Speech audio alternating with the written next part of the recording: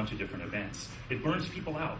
And so when you've got areas that are changing quickly, you need to look for expertise and people that are on the top, that have the relationships and have the knowledge about the technologies and skills to make current information about that kind of stuff. So in a couple different areas, the chair of the party has decided that the best resources for doing that are hiring some different consultants. Again, if there's any doubt, I'm not Dwight Pelz and I'm not currently the chair of the state board. But I want to be. And I get it. Thank you to our candidates. You were all good sports. So audience members have been provided an opportunity to post a question on a blank card. I have several here that have been pre-screened. We've made sure that names are all attached. I will randomly choose 3, and if time permits, we might be able to do 4, but we're getting close. And following this, we will have closing comments by candidates. So first question is from, it looks like, Ed Wood. Yeah. You're the winner. What is your, and the candidate question is, what is your ability to raise funds? Candidates, you have 90 seconds. Oh, I'm sorry. And yes, we'll begin first with Jaxson. Can I go last on the closing statements at least? Can I get shifted to last on the closing statements? Just please. You're popular. Raising money. I just was talking about this, right? There are traditional ways of raising money. Again, I listed them all out for you, right? And these ways are not working. They're not just working for us, but they're not working for everybody out there, right? And the key, and that's the act. There's 2 things. There's the act of fundraising, and there's the artistry, the art of fundraising, right? The act of fundraising, we've all done it. You ask people for money, you send out your letter. We're all doing it in our campaigns here to try to raise some funds. But what's more important for the party right now is the art of fundraising. And some of the stuff I've done for nonprofits, some of the stuff I've done in this campaign and on a daily basis. And what that's all about is about relationships. You need to meet people where they are. You need to listen to them about where their values are. You need to express to them the fact that you have shared values and concerns, and make sure that they are, not that they're giving you money, but that they want to invest. That they know that the work that you're doing is important, that they know that they can trust you, that they know that there's transparency, and that they know that they're part of the family, that you're going to listen to them and continue that. And I do that. That is my specialty, actually, is that kind of relationship building, that kind of trust building. You can ask all 176 members of the State Central Committee. Not one of them is going to say, I hate Jaxson Ravens. He's a bastard. They like me, they know me, they trust me, they respect me, and it's those same kind of relationships that we're going to use in fundraising in the future. Thank you.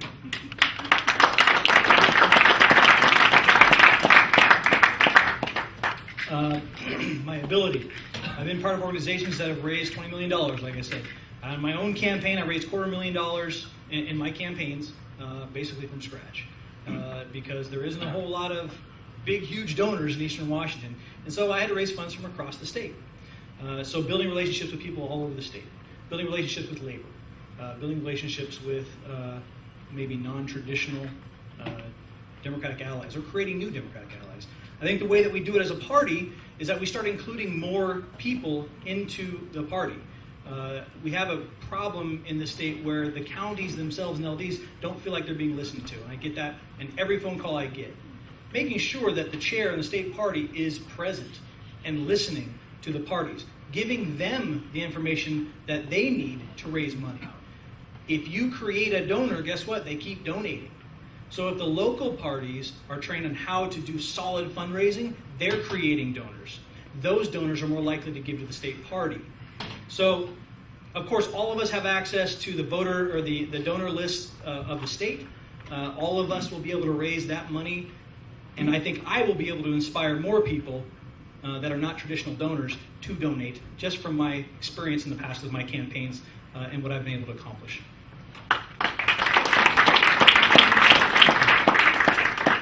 There is nothing I like to talk about more than fundraising and winning elections, I have to say. I talked a little bit about my history with the Democratic Party when I helped build this party fundraising apparatus from absolutely nothing in 1994. I have the proven record to show I can build this party's fundraising capacity. I did it, and I'm the only one in this race that did. I will remind you, we had 8,000 donors when I walked into the Democratic Party. When I left, we had 58,000 individual donors.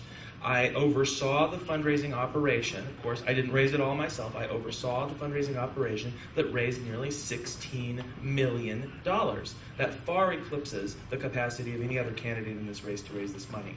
I think that we do need to talk about relationships. The donor relationships are broken in many cases. This chair has indeed not kept some of those relationships. He has with some, he has not with others. And I think that I'm hearing that from around the state, from the various donor communities. We need to repair those those relationships. We need to bring those people back to the party. We need to bring back the low donor. We are doing absolutely nothing to recruit the $10, $15, $20, $25 donors that fueled our campaign operation, that fueled our state party. That's hard money we can use in elections. We need to get back to what we were doing before, fix some of the problems on the events we still have, bring back some really good speakers for the Maggie Awards and other events, and really build back the capacity we had before 8 years ago.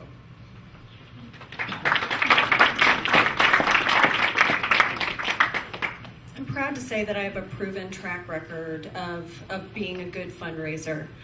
When I was at Planned Parenthood Votes, I doubled the fundraising income for the state and for our political and advocacy programs. When in my capacity as executive director of Win-Win, I currently raise an annual budget of about $1.4 million from many of the same major donors and stakeholders that invest in our party. And I am proud to have the endorsements of many of our friends in labor who invest in our party and many existing major donors to the party.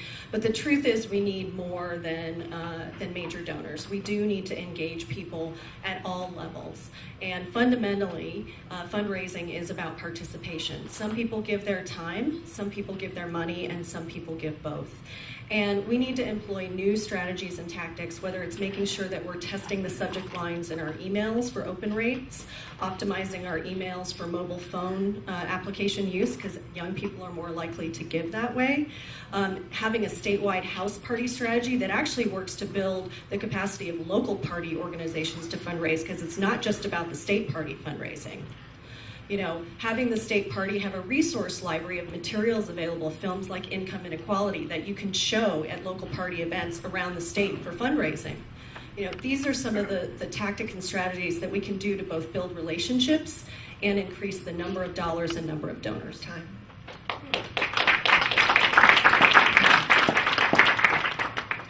Okay. Ready for our second audience question. This comes to us from Nick Van Patten, I'm sure. The coordinated campaign has a notoriously high turnover rate in their field staff. Why do you think this has been the case, and what would you plan to do about it? And this, we begin with Jay.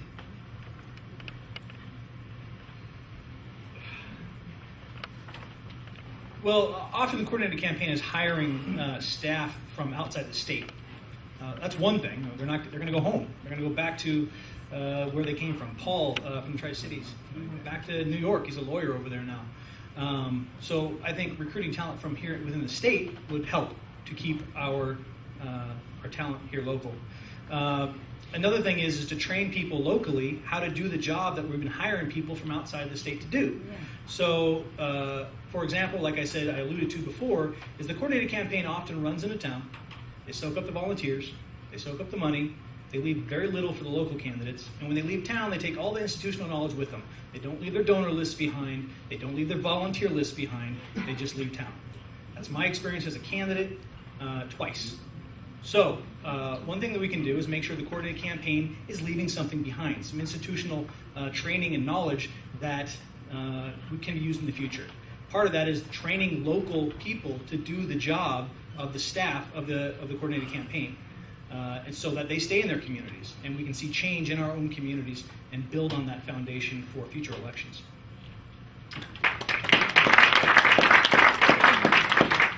Campaign experience is something that is very important in your state Democratic Party chair, and I just want to list off a little experience that I do have.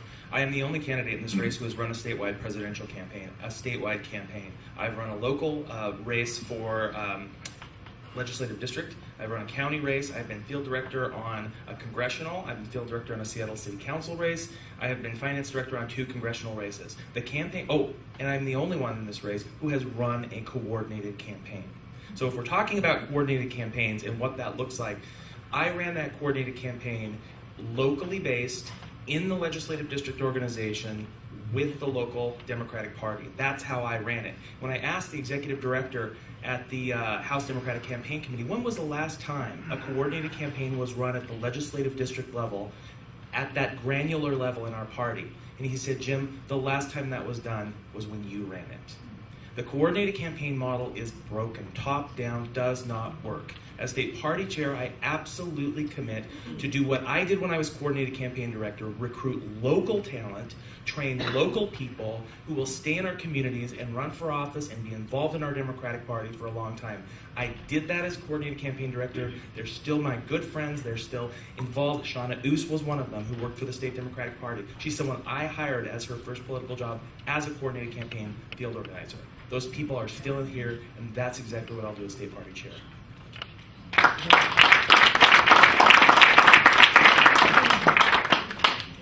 I actually think that this is emblematic of a bigger problem that we have as a party. This doesn't just happen in Washington State.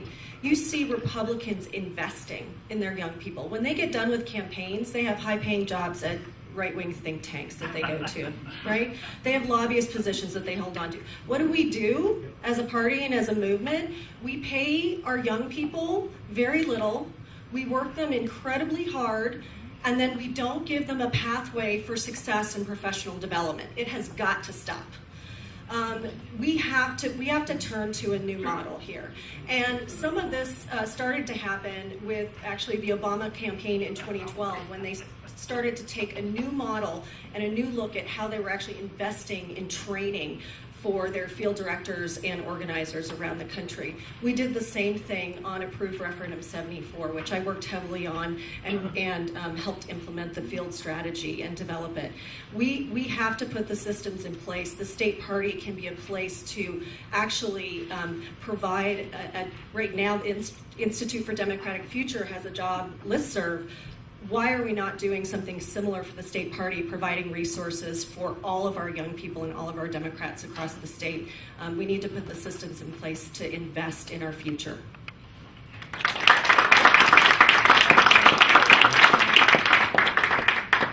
Can you repeat the question? I think we've kind of wandered around a little bit. Certainly. The coordinated campaign has a notoriously high turnover rate in their field staff. Why do you think this has been the case, and what would you do about it?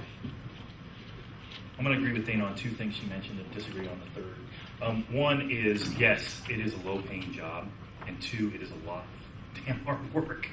But in terms of the support that we provide, in 2006, I realized that this was a challenge. And I went to Dwight and I said, we need a program to really support and mentor these people that are coming out of these campaigns. And he said, what do you suggest? And I said, let's do a post-election retreat. Let's bring everybody together. We'll do some resume building. We'll bring in some different people in the party that work in politics to talk about what your opportunities and possibilities are moving forward. We're going to create some relationships. And I'm proud that I've actually managed and run that, we call it C-Deeper, Campaign Debriefing and Post-Election Retreat. I did that in 2006, 2008, 2010, and there was one in 2012 as well. So every year coming out of that, we take the time to sit down with people and let them just relax a little bit, and we really applaud and support the work that they've done. And I know people that work, Valerie came off the coordinated, right? Yeah, and look where she's today. So I'm just saying that we are committed to that. I'm definitely a proud supporter of IDF. I was on the board and I graduated from that organization, and I've worked very closely with young Democrats to get them connected at a larger level, because I know that that's the future of the party, and that's what we believe in, right? Supporting the people that work hard for us. And that's what labor is all about, and that's what we're all about. And so I look forward to continuing that and building on that tradition as your state party chair.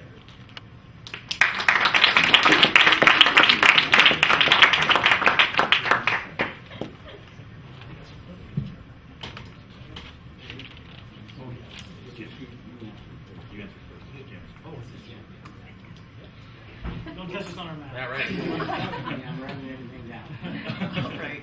Here we go with our third audience question. This is from Leo Perales. Youth are the future of the party.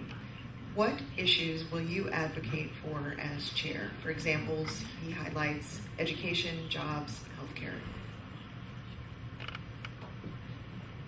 Well, I would say regarding the issues, it is the role of the central committee to set the policy and the issues and the platform, obviously, in the convention year. So the issues that I will advocate for are the issues that we find in our Democratic Party platform, and they benefit not only youth, but they benefit everyone in this state. If our state party platform were to be law, this would be a much better state for youth and everyone else. I think the way in which we can engage youth, however, in the active piece of this Democratic Party is something I'm very, very proud of, our intern program at the Democratic Party of the state. That's just one way. First of all, certainly I've talked about in the coordinated campaign, hiring the youth from our areas to run those coordinated campaign offices, to run those coordinated campaign efforts. That is critical, keeping our talent, giving our talent the training on the coordinated campaign. I ran a very robust intern program at the Democratic Party. I talked about all these events that we put together while I was there, the Rosalini, the Maggies. All of those were run by interns. I would say, all right, we're gonna have a Maggie Awards dinner. Here's how I think you need to do it, go plan it. And they'd always look at me like, oh my God, are you kidding me? And then I'd walk them through the process, help them learn, give them the training. My interns went on to be the communications director for Patty Murray, Maria Cantwell, scheduling director for Maria as well. The national finance, Western Regional Finance for the DCCC was one of my former interns. These people, our homegrown talent, went out into the communities and did really good Democratic work, and I'm very proud of that work while I was at the party.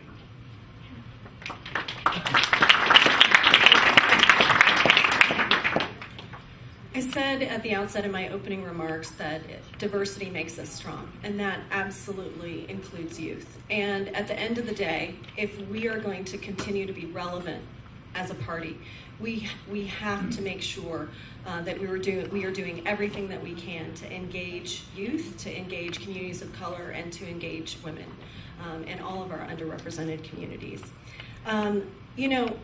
I think it's really important to think about sort of the internal and the external in terms of engaging people.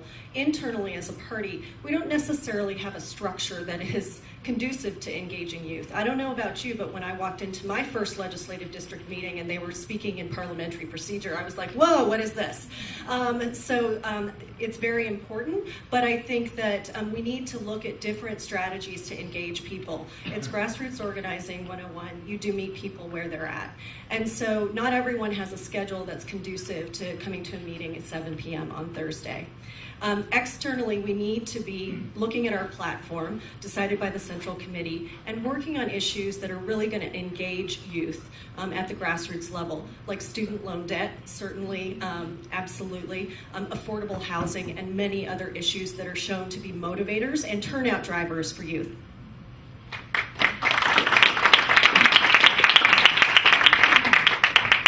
As a young Democrat for life, I'm proud to be here today. I've served as the president of Young Democrats. I received a couple of awards for that kind of stuff, and I'm proud of that stuff. But more importantly, it's about the actions and not just about that kind of stuff. And I've been committed for a long time to making sure that the young Democrats in our party are given every opportunity to make their voices heard. In terms of the issues that I support the issues of the Young Democrats, right? I'm not going to go to them and say, this is what the issues are for Young Democrats. I want to listen to their voices, see what they want to work on, and do everything I can at the state party to facilitate those voices, to make sure that the issues that are important for youth are reflected in our resolutions and in our platform, and subsequently become part of that 176-member Legislative Action Committee that we can leverage and move that kind of stuff forward. I think that all of us in this room, at one point or another, were Young Democrats.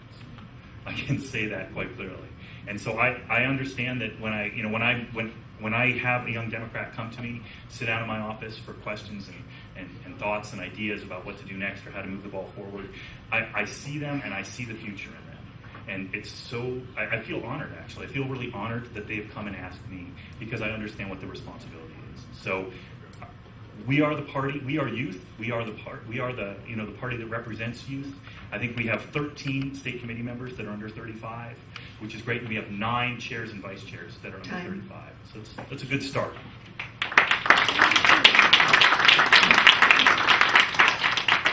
I'll up until a couple years ago, I was a young Democrat. I'm the youngest person on the stage. I'm 37. So these issues are still actually really important to me. I can tell you that in my local party, what I did is I took a remainder of my campaign funds and created a scholarship for training our youth to be the leaders of the future. So that fund is available to those young Democrats in Benton County and probably Franklin County if they would like to go to Camp Wellstone or Progressive Majority and they can't afford it. So that's the first step. I would like to do something like that at the state level as well, creating scholarships for youth to have formal training to become the Democratic leaders that we know they will be. I've also made commitments to work with young Democrats on gender parity, to make sure that they have a voice, a more diverse voice on the executive committee, which is something that is about a 50-50 issue. 50% of the people probably in this room don't like that idea, and 50% of the people in this room do. I like that idea. I've also committed to supporting the young Democrats with resources from the state party where it is legal, whether that be data, whether that be training, whether that be financial resources, to make sure that they are getting all of the things that they need to, again, be the successful leaders that we know that they will be. So those are some concrete things that I'm talking about and that I'm doing. Thank you.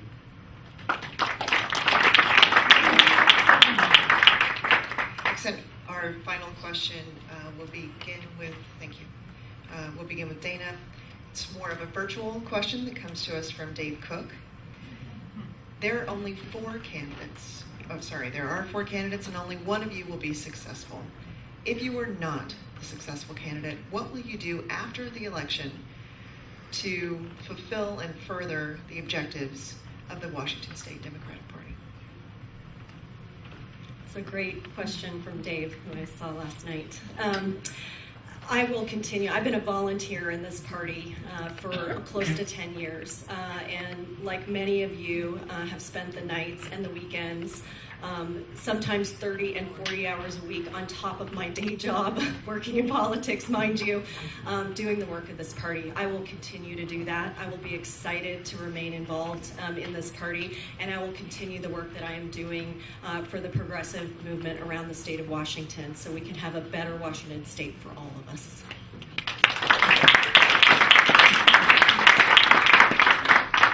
I think I was asked this question a little bit before. I'll be the best damn PCO you've ever seen. I challenge you. Because it's a combination of being committed. I mean, we talked about the objectives and priorities of the state party. Again, for me, it comes down to the values of the state party, right? And there are 1,000 different ways that we can really promote those values in our daily life.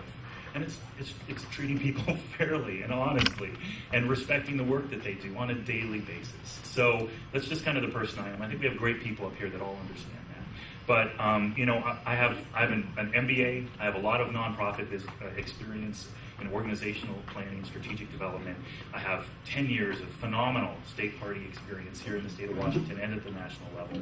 So there's a lot of opportunities for me to get involved and engaged. And I know if I do not win this election, I'll help with the transition, as I said. But I know that whatever comes next, like many of you here, you're going to take these different skill sets and experiences that you have. You're going to find that next place. But the one thing that's not going to change is what you feel here, what you believe in, and the kind of person that you are. So I can't not support the values and mission. It's just it's hardwired in me, like it's hardwired in all of you. It's counter to who we are to do anything differently. So again, I'll be the best damn PCO you've ever seen in the state. Call me and we'll talk about it. Thanks.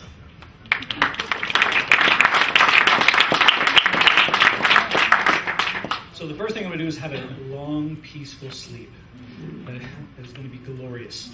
And then what I'm going to do is the same thing that I've been doing since I started with the party, is that's working to elect Democrats and working to make our platform law. I will be working to give Joe a fighting chance against Catherine Morris-Rogers. I'll be fighting to support whatever candidate runs against Doc Hastings or any other candidate in Washington State that wants my advice will have it. I think that it's very important for everyone here to know that we all have a good working relationship. We don't not like each other. And so at the end of the day, it's important that we don't have any divisiveness at the end of this. We cannot have camps that are angry with each other because their candidate didn't win. So day one, whoever wins, if it's not me, will have my lists, they will have my full support, they will have whatever influence that I have to make sure that they can effectively do their job. And I will continue to fight just like I have since I began with the Democratic Party, fighting to make our platform law.